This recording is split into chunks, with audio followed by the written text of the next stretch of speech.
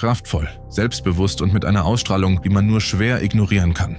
Der Rottweiler gehört ohne Zweifel zu den beeindruckendsten Gebrauchshunden der Welt. Doch hinter seinem muskulösen Körper und seinem markanten Erscheinungsbild steckt weit mehr als reine körperliche Stärke. Denn über viele Generationen hinweg wurde diese außergewöhnliche Rasse darauf selektiert, eng mit dem Menschen zusammenzuarbeiten, Verantwortung zu übernehmen und auch in schwierigen Situationen zuverlässig zu bleiben. Und genau diese Eigenschaften machen den Rottweiler bis heute zu einem interessanten Partner im Sicherheitsbereich. Denn auch wenn sich die Aufgaben moderner Diensthunde im Laufe der Zeit stark verändert haben, wird der Rottweiler nach wie vor dort geschätzt, wo körperliche Präsenz, Nervenstärke, Wachsamkeit und eine enge Bindung an den Hundeführer gefragt sind. Besonders im Objektschutz kann seine imposante Erscheinung bereits eine wichtige Rolle spielen, denn ein selbstbewusster Rottweiler muss seine körperliche Kraft nicht ständig einsetzen, um Wirkung zu erzielen. Häufig reicht schon seine Anwesenheit aus, um deutlich zu machen, dass dieses Grundstück nicht ungeschützt ist. Doch was macht den Rottweiler eigentlich so besonders? Warum wurde ausgerechnet diese Rasse über Jahrhunderte hinweg zu einem der bekanntesten deutschen Gebrauchshunde? Was verbindet ihn mit den Hunden, die einst die römischen Legionen begleiteten? Warum wurde er früher als Metzgerhund eingesetzt? Und wie konnte er sich vom Viehtreiber und Bewacher zu einem modernen Polizei-, Rettungs- und Schutzhund entwickeln? Wie leistungsfähig ist sein Körper tatsächlich? Wie intelligent ist diese Rasse und worin unterscheidet sich der Rottweiler von anderen bekannten Gebrauchshunden wie dem deutschen Schäferhund, dem belgischen Malinois, dem Dobermann oder dem Cane Corso? Und vor allem, warum vertrauen Menschen diesem Hund seit Jahrhunderten Aufgaben an, bei denen Zuverlässigkeit und Nervenstärke wichtiger sind als bloße Kraft? Genau diesen Fragen gehen wir in dieser Dokumentation auf den Grund. Wir werfen einen Blick auf seine Ursprünge, seine außergewöhnliche Geschichte und seinen körperlichen Aufbau, sprechen über seine Intelligenz, seinen Schutztrieb und seine Eignung für den Sicherheitsbereich, vergleichen ihn mit anderen bekannten Gebrauchshunden und schauen uns an, warum der Rottweiler für manche Aufgaben bis heute eine interessante Wahl sein kann. Doch bevor wir weit in seine Geschichte zurückreisen, möchte ich dir eine Geschichte erzählen, die eindrucksvoll zeigt, wozu diese Hunde fähig sein können, wenn Menschen sie in den schwierigsten Situationen einsetzen. Es ist der 11. September 2001. Staub liegt in der Luft. Zwischen eingestürzten Gebäuden, verbogenen Stahlträgern und gewaltigen Mengen an Trümmern suchen Rettungskräfte unermüdlich nach Überlebenden. Jede Minute zählt. Und während sich Menschen durch eine Landschaft kämpfen, die kaum noch wieder zu erkennen ist, übernehmen Hunde eine Aufgabe, für die ihre außergewöhnlichen Sinne geradezu geschaffen wurden. Neben deutschen Schäferhunden, Labradoren und zahlreichen weiteren Such- und Rettungshunden befanden sich auch Rottweiler unter den Hunden, die nach den Anschlägen am Ground Zero eingesetzt wurden. Sie suchten zwischen den Trümmern nach Menschen, arbeiteten in einer Umgebung voller Lärm, Staub und unbekannter Gerüche und unterstützten die Einsatzkräfte unter Bedingungen, die selbst für erfahrene Rettungshunde außergewöhnlich belastend waren. Es war einer der schwierigsten Rettungseinsätze der modernen Geschichte. Und genau dort zeigte sich eine Eigenschaft, die den Rottweiler seit Jahrhunderten begleitet. Nicht seine Kraft, nicht seine Größe, sondern seine Bereitschaft, auch unter enormem Druck mit seinem Menschen zusammenzuarbeiten. Doch der 11. September war längst nicht das einzige Kapitel, in dem Rottweiler durch ihren Einsatz Menschenleben beeinflussten. Immer wieder gibt es dokumentierte Geschichten von Rottweilern, die ihre Familien vor Hausbränden warnten, Menschen vor Gefahren schützten oder in außergewöhnlichen Situationen Hilfe leisteten. Und eine Geschichte ist dabei besonders bemerkenswert: der Rottweiler Orion. Als im Jahr 1999 eine verheerende Flutkatastrophe im venezolanischen Bundesstaat Vargas ganze Ortschaften unter Wasser und Schlamm begrub, stürzte sich der Hund immer wieder in die Wassermassen und half dabei, Menschen zu erreichen und ans sichere Ufer zu bringen. Orion wurde dadurch in Venezuela zu einem Symbol für Mut und Loyalität und schließlich sogar posthum mit einer staatlichen Auszeichnung geehrt. Solche Geschichten sind es, die zeigen, dass man einen Rottweiler nicht allein nach seinem äußeren Erscheinungsbild beurteilen sollte, denn hinter dem kräftigen Körper steckt eine Rasse, deren Geschichte seit Jahrhunderten von Zusammenarbeit, Verantwortung und Arbeitswillen geprägt ist. Und genau deshalb beginnt unsere Reise nicht bei modernen Sicherheitsdiensten und auch nicht bei der Frage, wie viel Kraft ein Rottweiler besitzt. Wir reisen fast 2000 Jahre zurück, in eine Zeit, in der Deutschland noch gar nicht existierte, in eine Zeit, in der mächtige römische Legionen durch Europa marschierten und kräftige Hunde ihre Soldaten begleiteten. Denn genau dort beginnt eine Geschichte, die schließlich zu einer kleinen Stadt in Süddeutschland führen sollte. zu einer Stadt namens Rottweil. Und damit beginnt die Geschichte des Rottweilers. Kapitel 1: Vom Viehtreiber zum K9-Diensthund. Die Geschichte des Rottweilers beginnt im Römischen Reich. Schon vor fast 2000 Jahren begleiteten kräftige Molosserhunde die Legionen auf ihren Feldzügen durch Europa, trieben Viehherden vor den Armeen her, bewachten Lager und schützten Soldaten. Aufgaben, die Kraft, Ausdauer und absolute Zuverlässigkeit verlangten. Als die Römer den Süden des heutigen Deutschlands erreichten, entwickelte sich rund um die Stadt Rottweil ein bedeutendes Zentrum des Viehhandels.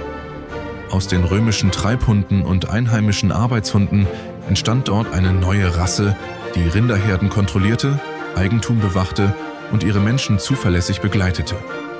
Deshalb wurde sie über Jahrhunderte als Rottweiler Metzgerhund bekannt.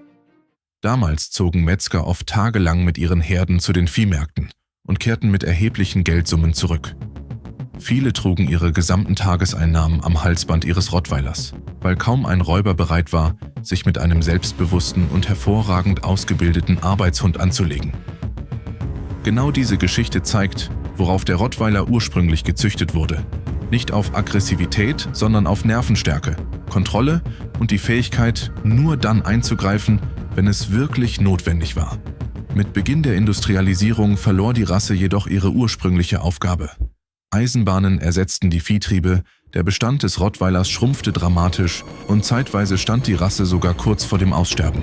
Doch genau in diesem Moment begann ihre zweite Karriere. 1910 wurde der Rottweiler offiziell als Polizeihund anerkannt. Seine Kraft, Belastbarkeit und sein ausgeglichenes Wesen machten ihn schnell zu einem geschätzten Diensthund, der schon bald bei Polizei und Militär eingesetzt wurde. Auch heute arbeiten Rottweiler weltweit im Polizei-, Militär- und Sicherheitsbereich, unter anderem im Personen- und Objektschutz, bei der Fährtenarbeit sowie in Rettungseinsätzen. Während moderne Spezialeinheiten heute häufig den belgischen Malinois bevorzugen, weil er leichter und beweglicher ist, überzeugt der Rottweiler bis heute überall dort, wo Ruhe, Durchsetzungsvermögen und kontrollierte Kraft gefragt sind. Doch wodurch unterscheidet sich dieser Hund körperlich von anderen Gebrauchshunden? Und warum eignet er sich bis heute für anspruchsvolle K9-Einsätze? Genau das schauen wir uns jetzt an. Kapitel 2: Gebaut für den Einsatz. Wer einem ausgewachsenen Rottweiler zum ersten Mal gegenübersteht, versteht schnell, warum diese Rasse seit Generationen als Gebrauchshund geschätzt wird. Kaum ein anderer Arbeitshund verbindet eine so massive Statur mit Beweglichkeit, Ausdauer und kontrollierter Kraft. Ein ausgewachsener Rüde erreicht 61 bis 69 cm Schulterhöhe und wiegt meist 45 bis 60 Kilogramm, während Hündinnen etwas kleiner und leichter bleiben. Trotz seiner kräftigen Erscheinung ist der Rottweiler kein träger Molosser, sondern ein athletischer Arbeitshund, der auch über längere Zeit konzentriert arbeiten kann. Seine Lebenserwartung liegt durchschnittlich bei 8 bis 10 Jahren. Sein Körperbau ist dabei perfekt auf seine Aufgaben ausgelegt. Ein breiter Brustkorb, kräftige Schultern, ein muskulöser Hals und ein massiver Schädel geben ihm enorme Stabilität und Kraft. Genau diese Kombination macht ihn für den K9-Einsatz interessant. Oft wird dabei seine Beißkraft genannt, mit Werten von rund 330 PSI. Doch für einen Diensthund ist die reine Kraft weit weniger entscheidend als ihre Kontrolle. Ein professioneller K9 muss auf Kommando lösen, sich präzise führen lassen und selbst unter extremem Stress beherrscht bleiben. Denn Kraft ohne Kontrolle ist keine Stärke. Polizei und Militär suchen keine unkontrollierte Aggressivität, sondern Nervenstärke, Führigkeit und Selbstbeherrschung. Vergleicht man den Rottweiler mit dem belgischen Malinois, werden die Unterschiede deutlich. Der Malinois wiegt meist nur etwa 25 bis 35 Kilogramm und wurde auf Geschwindigkeit, Sprungkraft und extreme Beweglichkeit selektiert. Deshalb ist er heute besonders bei Spezialeinheiten gefragt, die Gebäude durchsuchen, Hindernisse überwinden oder in schwierigem Gelände arbeiten. Der Rottweiler verfolgt ein anderes Konzept. Seine Stärke liegt in kontrollierter Kraft, Standfestigkeit und Ruhe. Während der Malinois an einen Hochleistungssprinter erinnert, gleicht der Rottweiler eher einem Kraftsportler. Gerade bei Personenschutz, Objektschutz oder der Kontrolle gewaltbereiter Personen kann diese körperliche Präsenz ein entscheidender Vorteil sein. Manchmal reicht bereits das Auftreten eines souveränen Rottweilers aus, um eine Situation zu entschärfen, bevor Gewalt überhaupt notwendig wird. Doch sein Körper erklärt nur einen Teil seines Erfolges. Denn die eigentliche Stärke des Rottweilers beginnt dort, wo Muskeln allein nichts mehr ausrichten können. Sie beginnt in seinem Kopf. Im nächsten Kapitel schauen wir deshalb darauf, warum Intelligenz, Lernfähigkeit und Nervenstärke den Rottweiler zu einem so besonderen Gebrauchshund machen und weshalb genau diese Eigenschaften für moderne K9-Staffeln entscheidend sind. Kapitel 3: Intelligenz, Nervenstärke und Arbeitswille. So beeindruckend der Körperbau des Rottweilers auch ist, seine größte Stärke liegt nicht in seiner Muskulatur oder Beißkraft, sondern in seinem Kopf. Schon als Viehtreiber musste er oft eigenständig arbeiten, einzelne Rinder zurück zur Herde bringen und Situationen selbst beurteilen. Nicht rohe Kraft machte ihn erfolgreich, sondern Ruhe, Übersicht und die Fähigkeit, auch unter Druck die richtigen Entscheidungen zu treffen. Genau diese Eigenschaften machen den Rottweiler bis heute zu einem leistungsfähigen Gebrauchshund. Ob bei der Gebäudedurchsuchung, im Objektschutz oder bei der Personensuche, ein guter K9-Hund muss konzentriert bleiben, sich nicht von Lärm oder Hektik ablenken lassen und jederzeit zuverlässig mit seinem Hundeführer zusammenarbeiten. Deshalb beginnt seine Ausbildung bereits im Welpenalter. Zunächst lernt er verschiedenste Menschen, Tiere, Untergründe und Geräusche sicher einzuordnen. Erst danach folgen Spezialisierungen wie Fährtenarbeit, Personensuche oder Schutzdienst. Während der belgische Malinois heute viele Spezialeinheiten dominiert, überzeugt der Rottweiler vor allem dort, wo kontrolliertes Arbeiten, Präzision und Nervenstärke gefragt sind. Doch Intelligenz bringt auch Verantwortung mit sich. Ein Rottweiler braucht Aufgaben. Fehlen geistige Auslastung und konsequente Führung, sucht sich ein intelligenter Gebrauchshund schnell seine eigene Beschäftigung. Wird sein Potenzial dagegen richtig gefördert, entsteht ein hochkonzentrierter, belastbarer und außergewöhnlich loyaler Arbeitspartner. Doch warum vertrauen Polizei, Militär und Sicherheitsdienste bis heute genau auf diese Eigenschaften? Die Antwort führt uns direkt zu seinem vielleicht wichtigsten Einsatzgebiet: seinem Dienst als K9-Hund. Kapitel 4: Warum Polizei und Militär dem Rottweiler vertrauen. Seit seiner offiziellen Anerkennung als Polizeihund im Jahr 1910 gehört der Rottweiler zu den bekanntesten Diensthunden der Welt. Entscheidend für seinen Erfolg war dabei nie allein seine Kraft, sondern seine Fähigkeit, auch unter hoher Belastung ruhig, kontrolliert und zuverlässig mit seinem Hundeführer zusammenzuarbeiten. Diese Partnerschaft entsteht nicht von selbst, sondern durch jahrelanges Training. Je nach Spezialisierung übernimmt ein Rottweiler Aufgaben im Personen- und Objektschutz, bei der Fährtenarbeit oder der Suche nach vermissten Personen. Gerade in unübersichtlichen Situationen muss er konzentriert bleiben, Gerüche sicher verfolgen und auch unter großem Stress präzise arbeiten. Besonders im Objektschutz spielt der Rottweiler seine Stärken aus. Anstatt auf jede Bewegung oder jedes Geräusch hektisch zu reagieren, beobachtet er aufmerksam seine Umgebung und greift erst dann ein, wenn sein Hundeführer es verlangt oder eine tatsächliche Gefahr entsteht. Genau diese Besonnenheit macht ihn für viele Sicherungsaufgaben bis heute interessant. Warum sieht man bei modernen Spezialeinheiten trotzdem häufiger den belgischen Malinois? Nicht, weil der Rottweiler weniger leistungsfähig wäre, sondern weil sich die Anforderungen verändert haben. Gebäudezugriffe, Luftlandeeinsätze oder Operationen in schwierigem Gelände verlangen häufig maximale Geschwindigkeit, Sprungkraft und Beweglichkeit. Eigenschaften, für die der Malinois weltweit bekannt ist. Der Rottweiler setzt dagegen auf ein anderes Konzept. Seine Stärken liegen in körperlicher Präsenz, Standfestigkeit und kontrolliertem Arbeiten. Gerade bei Schutz- und Sicherungsaufgaben kann diese Kombination entscheidend sein. Denn oft genügt bereits das souveräne Auftreten eines erfahrenen Diensthundes, um eine Situation zu entschärfen, bevor körperliche Gewalt überhaupt notwendig wird. Man könnte beide mit unterschiedlichen Einsatzfahrzeugen vergleichen. Der Malinois ist der schnelle Geländewagen, der Rottweiler das gepanzerte Einsatzfahrzeug, kraftvoll, stabil und darauf ausgelegt, auch unter schwierigen Bedingungen zuverlässig zu arbeiten. Doch sobald der Einsatz endet und die Ausrüstung abgelegt wird, zeigt der Rottweiler eine Seite, die viele Menschen überrascht. Hinter seinem imposanten Erscheinungsbild verbirgt sich oft ein sensibler Familienhund, dessen Wesen kaum zu seinem furchteinflößenden Ruf passt. Kapitel 5 – Der Familienhund, den viele nie kennenlernen. Wer den Rottweiler nur aus Nachrichten oder Filmen kennt, hält ihn oft für ständig wachsam und unnahbar. Menschen, die seit Jahren mit dieser Rasse leben, beschreiben dagegen meist einen völlig anderen Hund.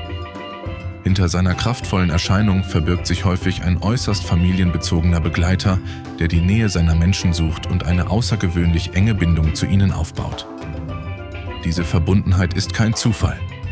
Schon seine Vorfahren arbeiteten täglich Seite an Seite mit ihren Besitzern, begleiteten sie über weite Strecken und mussten sich jederzeit auf deren Anweisungen verlassen können. Über Generationen entstand so eine Hunderasse, die bis heute besonders eng mit dem Menschen zusammenarbeitet und dessen Verhalten aufmerksam wahrnimmt. Viele Rottweiler bemerken selbst kleinste Veränderungen in ihrer Umgebung oder der Stimmung ihrer Familie.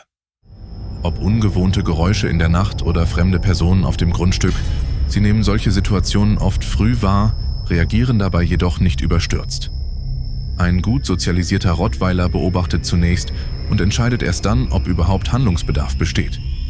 Zu den bekanntesten Eigenheiten gehört das sogenannte Rotty Rumble, ein tiefes Brummen, das auf Außenstehende bedrohlich wirken kann, bei vielen Hunden jedoch Ausdruck von Zufriedenheit oder Spielfreude ist. Ähnlich verhält es sich mit dem Rottweiler Smile. Einige Hunde ziehen dabei ihre Lefzen leicht nach oben und zeigen ihre Zähne, obwohl ihre Körpersprache vollkommen entspannt bleibt. Wer dieses Verhalten nicht kennt, deutet es leicht als Drohung, obwohl häufig genau das Gegenteil der Fall ist. Gerade solche Besonderheiten zeigen, weshalb der Rottweiler bis heute oft missverstanden wird. Ein gut erzogener Hund unterscheidet zuverlässig zwischen Alltag und echter Gefahr. Er sucht keinen Konflikt, doch wenn seine Familie oder sein Hundeführer Schutz benötigen, handelt er entschlossen und kontrolliert. Vielleicht erklärt genau diese Kombination aus Gelassenheit, Loyalität und Schutzinstinkt, warum der Rottweiler seit Jahrhunderten als zuverlässiger Begleiter geschätzt wird. Gleichzeitig verlangt ein Hund mit so viel Kraft, Intelligenz und Eigenständigkeit nach einem Menschen, der Verantwortung übernimmt. Und genau darüber sprechen wir im nächsten Kapitel. Kapitel 6 – Kraft braucht Verantwortung. Der Rottweiler gehört zu den leistungsfähigsten Gebrauchshunden der Welt. Genau deshalb sollte man ihn niemals nur wegen seines imposanten Aussehens anschaffen. Seine Kraft, Intelligenz und Eigenständigkeit verlangen einen Menschen, der bereit ist, Verantwortung zu übernehmen. Ein guter Schutzhund muss dabei keineswegs aggressiv sein. Deshalb beginnt jede Ausbildung mit der Sozialisation. Erst wenn ein junger Rottweiler gelernt hat, Menschen, Tiere und Alltagssituationen sicher einzuordnen, folgen Gehorsam, Nasenarbeit und, bei geeigneten Hunden, der Schutzdienst. Mindestens genauso wichtig ist die geistige Auslastung. Fährtenarbeit, Suchspiele und anspruchsvolles Training geben dem Rottweiler genau die Aufgaben, für die diese Rasse geschaffen wurde. Ein guter Gebrauchshund wird nicht geboren, er wird ausgebildet. Genau deshalb entscheidet am Ende nicht die Rasse über den Charakter eines Hundes, sondern der Mensch, der ihn führt. In den richtigen Händen wird aus einem Rottweiler ein loyaler, kontrollierter und zuverlässiger Partner. In den falschen Händen kann seine enorme Kraft dagegen zum Problem werden. Vielleicht erklärt genau das, warum der Rottweiler bis heute gleichzeitig zu den beliebtesten und am meisten missverstandenen Gebrauchshunden der Welt gehört. Doch wie schlägt er sich im direkten Vergleich mit anderen Diensthunden? Ist der deutsche Schäferhund vielseitiger, kann der Cane Corso als Wachhund mithalten.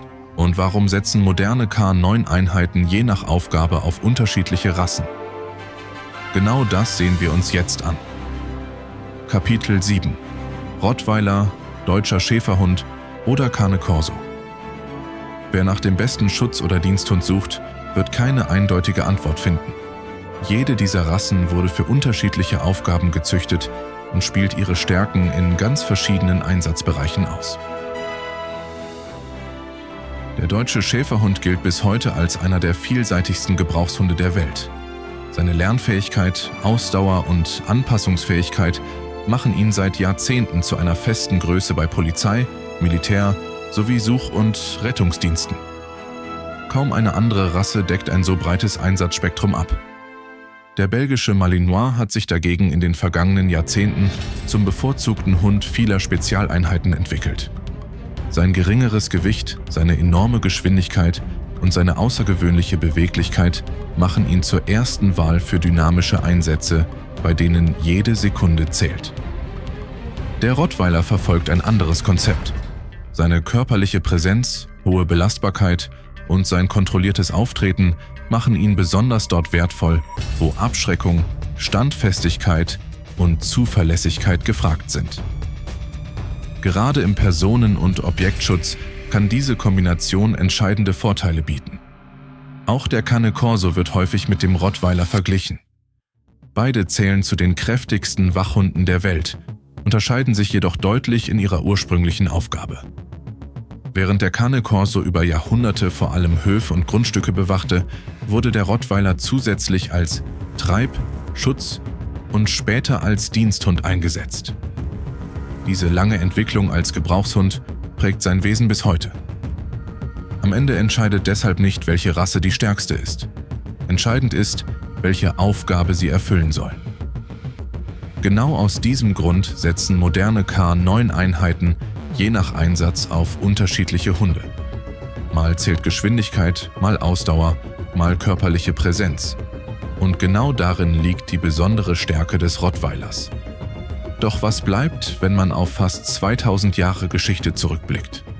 Genau das schauen wir uns im Fazit an.